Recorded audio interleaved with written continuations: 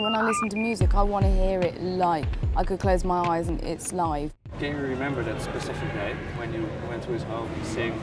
Yes. I don't know when it was. Well, I mean, I remember being 13, and I remember talking to my singing teacher and going to his house with my mum, and I sang a Porgy and Bess song. I think I sang "Summertime," and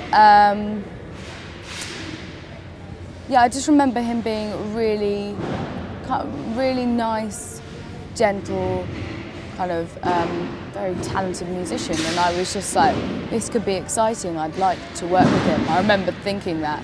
And so yeah, so luckily I got to work with him, which is great.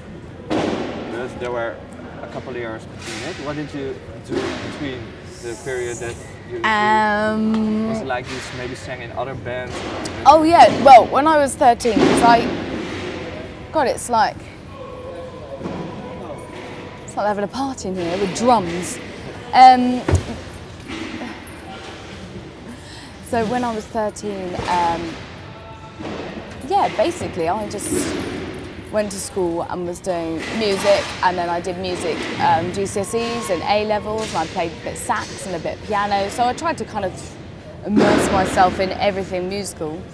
I did a bit of classical, obviously I was going to theatre school on Saturdays, so I was doing bits of musical theatre.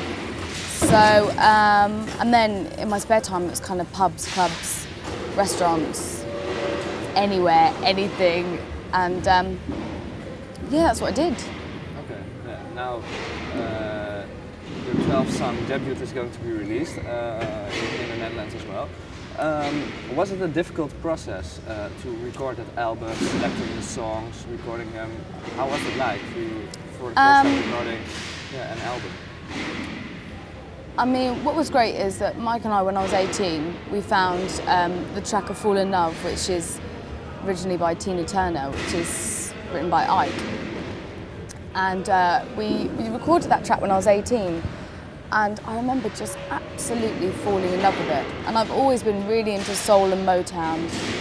And when Mike and I heard that, we were just like, yeah, this is what we want the album to be like.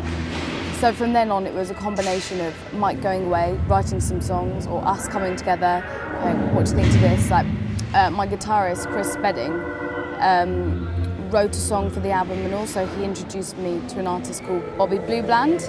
So I think you'll really like these vocals. And I was like, oh cool, yeah. Had a listen, fell in love with it. That's Wouldn't Treat a Dog.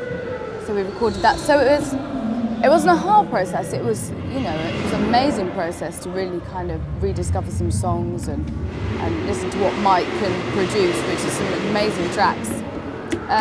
So, you know, it was a really exciting process. And then we went into record, and we recorded like the rhythm section, because Motown, I didn't know this, but the Motown used to record it like pretty much live, you know, to make, and so we wanted to make it as authentic as possible.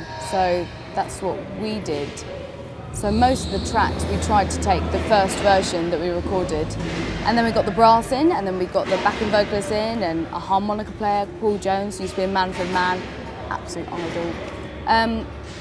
So it was a process that took a couple of months, and it was a process that took a lot of time and a lot of effort, but you know, I'm really proud of what we achieved, so it's pretty exciting really.